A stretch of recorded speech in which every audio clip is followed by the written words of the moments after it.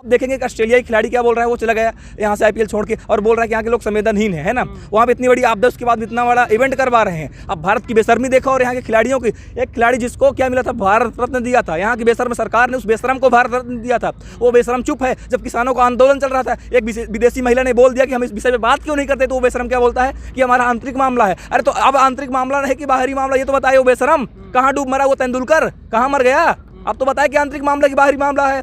ये दोगले लोग हैं, बेशरम लोग हैं। और ये इसलिए बोल रहे थे सरकार के पक्ष में, पूंजीपतियों के पक्ष में, क्योंकि ये भीख मांग रहे थे। भीख इस बात की मांग रहे थे कि आप देखोगे ऐड करते हैं, अगर ये किसानों का कानून वापस हो जाएगा तो कंपनियों के पास जब फूड प्रोडक्ट नहीं रहेगा तो किसका ऐड करेंगे। तो ऐड के लिए भीख मांग रहे हैं, अपने मालिक की रखवाली कर रहे हैं कि हे मालिक तुम्हारे पास ये आ जाए तभी हम तो हमको ऐड मिलेगा तो हम पैसा कमाएंगे, इसलिए ऐड की बात कर रहे हैं। इनको किसानों से मतलब नहीं, इनको देश से मतलब नहीं, इनको सिर्फ पूंजीवाद से मतलब है, पूंजी से मतलब। ये बेशरम लोग हैं, भारत में निकम्मे लोग हैं। जितने भी सेलिब्रिटी की बात करो, किसी भी क्रिकेटर की बात करो, किसी की भी बात करो, सब बेशरम है, सब पूंजीपति के गुलाम है। सेलिब्रिटी की बात करते हैं, अनुपम खेर ने भी कहा है कि कुछ भी हो जाए आएंगे तो मोदी। उस बेशरम की बात क्या करें कि उस बेशरम को मैं खुली चुनौती देता हूँ, अगर औकात तो किसी हॉस्पिटल के सामने जाके बोले कि आएगा तो मोदी ही, फिर उस बेशरम को भी पता चल जाए क्या हो गया, उसका औकात क्या होगी, क्या हाल होगा उसका, वो देख लेगा। आएगा तो मोदी ही, मोदी ही अपने घर में घुस के बोलता रहता है, ट्विटर पे बोलता है। आ जाए सड़क में बोले, हॉस्पिटल में जाके बोले, किसी शमशान घाट में जाके बोले कि आएगा तो मोदी ही, आप लोग रो रहे हो, फालतू में रो रहे हो, तब पता चल जाएगा कौन आएगा। उसका बाप आएगा, अनुपम खेर कि नरेंद्र मोदी आएगा, तड़ी पार आएगा, सब पता चल जाएगा। ये सिर्फ और सिर्फ पूंजीपति के गुलाम और स्वार्थी लोग हैं।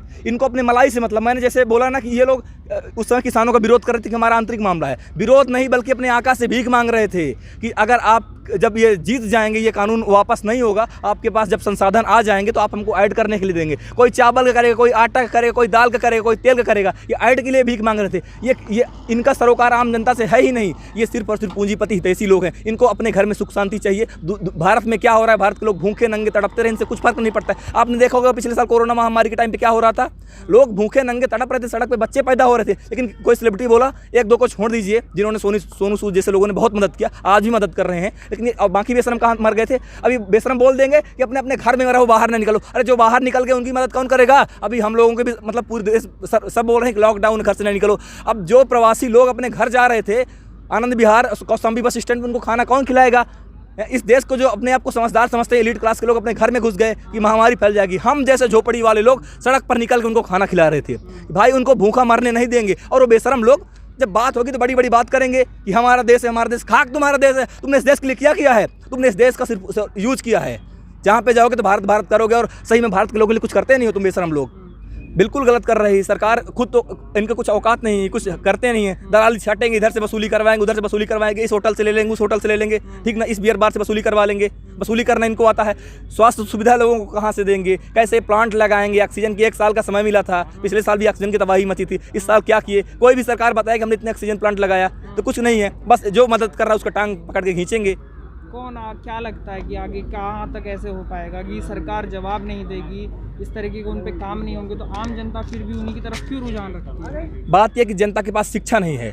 जैसे ही चुनाव का माहौल आएगा तो ध्रुवीकरण किया जाएगा, धर्म जाति के नाम पे माहौल को ध्रुवीकरण किया जाएगा। जब लोग शिक्षित नहीं है तो धर्म ये सब जो है भूल जाएंगे, बहुत से लोग भूल जाएंगे और धर्म के जाल में फंस जाएंगे। इस देश की बेशर्मी की, इस देश की शिक्षा को खत्म किया जा रहा है। इस देश के लोगों को समझना चाहिए कि इस देश की बुनियाद को खत्म किया जा रहा है। जिस देश में शिक्षा नहीं होती इसका बुनियाद नहीं होता। मार्टिन किंग लूथर ने कहा था, जहाँ की सरकार सियासी धार्मिक मामलों को शांत करे, समझो सरकार को सही लोग चला रहे हैं, और जहाँ की सरकारें धार्मिक मामलों को बढ़ावा दे, समझ लेना सरकार को गलत लोग चला रहे हैं। इस समय भारत को गलत लोग चला रहे हैं, जो भारत को बर्बाद कर रहे हैं, भारत की शिक्षा खत्म कर रहे हैं।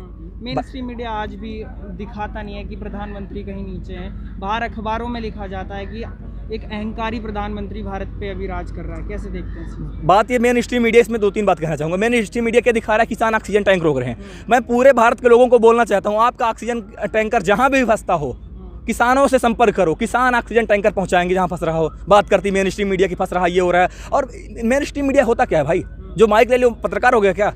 पत्रकार के रूप में दंगाई भी है, भ्रष्टाचारी भी है, ठीक ना, दंगाई है। तो ये मेन स्ट्रीम मीडिया की बात छोड़ दीजिए। दंगाई, भ्रष्टाचारी, पत्तल चाट लोग हैं, सरकार की दलाली करने वाले लोग हैं। और ये वही लोग हैं ना जो बोलते थे कि उसके घर में गांजा मिल गया था, उसको जेल करवा रहे थे, और 300 किलो RDX कहाँ से आया पुलवामा में, इनको पता नहीं है। तो इन बेशर्मों की बात खत्म करिए। वो दिन दूर नहीं जब इन बेशर्मों को कोई पूछेगा नहीं, ये माइक लेके घूमेंगे, इनसे कोई बात करने वाला नहीं होगा इन बेशर्मों से। वो दिन आ रहा है, धीरे धीरे आएगा, इनसे कोई बात नहीं करेगा बेशर्मों से। अगर औकात तो चाइना से तुलना कर लो, उसकी GDP में करो, रूस में करो, अमेरिका में करो, ठीक ना, तो कनाडा में करो, तो वहाँ नहीं करना है, ऑस्ट्रेलिया में करो तो नहीं करना है। भाई बात ये है ना कि कमज़ोर को सब सताते हैं, और यहाँ की मूर्ख जनता है, मूर्खों को बता रहे हैं कि मैं देखो पाकिस्तान से आ गए। अरे हम पाकिस्तान से तुलना करने के लिए आए थे, हैं? पाकिस्तान से हम देखेंगे आज क्या हाल हो गया। हाँ, पाकिस्तान से कर लो तुलना जो लोग बोलते हैं। एफसीआई में एफसीआई जो है, जो जहाँ पे भंडार होता है खाद्यान्न का, उसमें अनाज सड़ रहा है, खाद्यान्न सड़ रहा है। और भारत हंगरी इंडेक्स में क्या हो रहा है, 94 स्थान पर। हमसे आगे पाकिस्तान है, नेपाल की स्थिति अच्छी है हमसे, भूटान की अच्छी है, बांग्लादेश की अच्छी है। कर लो तुलना, इनको बोलो इस बात पे कर तुलना। ये बेशरम लोग बहुत तुलना करते हैं,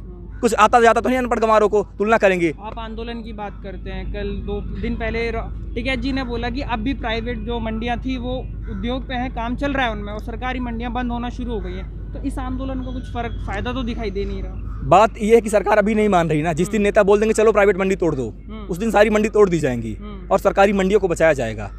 अगर सुधे नहीं मानेंगे टेढ़े तो मानना पड़ेगा ना। भगत सिंह ने क्या कहा था कि बहरों को सुनाने के लिए धमाके की जरूरत पड़ेगी ना। जिस दिन होगा कि अब सरकार नहीं मान रही, धमाका करना पड़ेगा, तो धमाका करेंगे, इसमें क्या आपत्ति है। लेकिन इस तरह से तो ये गलत है ना, किसी जबरदस्ती अगर आप करेंगे तो तानाशाही से सरकार और आप में फ़र्क क्या रहेगा। भाई जबरदस्ती वो कर रहे हैं, उनको भी तो बात माननी चाहिए ना। जब वो पूर्ण रूप से तानाशाह हो जाएंगे तो हम कब तक उनसे हाथ जोड़ कर निवेदन करेंगे, कब तक निवेदन करेंगे। निवेदन एक अच्छे इंसान से किया जाता है जो बात सुने, निवेदन की भाषा समझता हो। जो लोग निवेदन की भाषा नहीं समझेंगे, तो जो लोग जिस भाषा में समझेंगे उनको उसी भाषा में जवाब देना पड़ेगा, इसलिए उनको उसी भाषा में जवाब दिया जाएगा। इसमें क्या आपत्ति है। अच्छा, 5 महीने से ऊपर हो गए हैं आंदोलन को जी, और कोई रिजल्ट दिखाई नहीं दे रहा है। कल राकेश टिकैत ने भी बोला कि 5 महीने बाद भी सरकार पे चू फर्क नहीं पड़ा है, तो क्या होगा आगे। सरकार क्या है, तानाशाही सरकार। भारत में पहली बात तो सरकार है ही नहीं, पूंजीपतियों के गुलाम लोग हैं। सरकार पूंजीपतियों की कठपुतली है। सिर्फ और सिर्फ सरकार का काम है पूंजीपतियों के हित की रक्षा करना। सही बोल रहे हैं टिकैत साहब की सरकार सुन ही नहीं रही, सुनेगी, लेकिन हाँ ये बात सच है कि अब सुनेगी। जब दुनिया में राज करने वाला ब्रिटिश अंपायर खत्म हो गया, वो भी भारत में राज करता था, भारत के संघर्षशील क्रांतिकारियों ने उसको खत्म कर दिया, तो इसको भी खत्म करेंगे। उनका संघर्ष 90 साल चला था उस समय पे, इस समय भी लंबा संघर्ष चलेगा, लेकिन ये खत्म होंगे। ऐसा नहीं कि जो आया हो खत्म नहीं हो, जरूर ये सरकार मिटेगी, ये तानाशाही लोग खत्म होंगे, किसानों की बात मानेंगे, भारत में समाजवाद आएगा, समाजवाद की बात होगी, सामाजिक न्याय की बात होगी। लेकिन एक लंबा समय हो गया है, मनोबल भी किसानों का आधा घर जा चुके हैं, तो कैसे लगता है आगे कैसे खींच पाएंगे इसे। बात यह है कि सरदार अजीत सिंह का आंदोलन 9 महीने चला था, ठीक ना। ये तो भी 5 महीने चला है। जब सरकार 5 साल चल सकती तो आंदोलन 5 साल क्यों नहीं चल सकता है। तो ये इससे आप ना लीजिए कि लंबा चल गया, अभी और लंबा चलेगा, कोई आपत्ति नहीं किसान को। और रही बात मनोबल की वजह से नहीं, किसानों को फसल की कटाई काम करना था, इसलिए अपने खेत में काम करना था, इसलिए गए थे। और उत्तर प्रदेश के किसान यहाँ पे ज़्यादा आते हैं। वहाँ पे पंचायत चुनाव था, पंचायत चुनाव की काउंटिंग 2 तारीख को हो जाएगी, उसके बाद देखिएगा यहाँ पे जमावड़ा किस तरह होता है। इसलिए ये बात को भूल जाएगी कि यहाँ पे किसान है। और भीड़ से जंग नहीं लड़ी जाती है, आंदोलन भीड़ से नहीं, हौसलों से, विचारों से, सिद्धांतों से लड़े जाते हैं और जीते जाते हैं। कुछ दिन पहले सत्यपाल मलिक ने भी सरकार को लेटर लिखा, उन्होंने निजी मिले भी थे वो प्रधानमंत्री और अमित शाह जी से, लेकिन उन्होंने भी बोला कि ऐसा कोई रुझान अभी दिखाई दे नहीं रहा सरकार की तरफ से। बात ये, आप जिन गवर्नर साहब की बात कर रहे हैं उनका जमीर कभी कभी जग जाता है। कैसे जगता है ये तो नहीं पता, लेकिन जगता है। गवर्नर साहब अगर बोल रहे हैं तो हो सकता है उन्होंने बात किया होगा सरकार से। अब सरकार नहीं मान रही, सरकार की मजबूरी है, मान क्यों नहीं रही। आगे कुआं है, पीछे खाई है, आगे किसान है, उसका वोट बैंक है, जिसने उसको वोट देके वहाँ पहुँचाया, पीछे वो लोग हैं जिसने चंदा देकर के उसको प्रोजेक्ट किया, जिसने अपने टीवी चैनल पर दिन रात उसका ऐड दिखाया, जिसके हेलीकॉप्टर से प्रचार करने गया। समझ रहे बात को अब ना। एक तरफ पूंजीपति, दूसरी तरफ किसान है, तो सरकार फंसी हुई है कि जाएं तो किधर जाएं। लेकिन सरकार को निर्णय लेना पड़ेगा एक दिन कि जनता के आगे सब झुकें, तो ये भी झुकेंगे, जनता के पक्ष में आएंगे। हम मदद कर रहे हैं भैया, पूरा भारत बेच खा गए, यहाँ तक कि रेलवे बेच खाए, पूरे जंगल खत्म कर दिए, वहाँ पे कोल माइन से पूरे अब ऊपर बिल्डिंग खड़ी, नीचे जमीन खत्म हो गई है। और वो लोग छोटा सा काम कर दिए, मदद कर दी, इसको मदद बोलेंगे। पूरा देश बेच खाए, दुनिया में राज कर रहे हैं लोग, मदद कर दिए हैं। लोग मर रहे हैं, ऑक्सीजन भी नहीं, मदद कर दिए।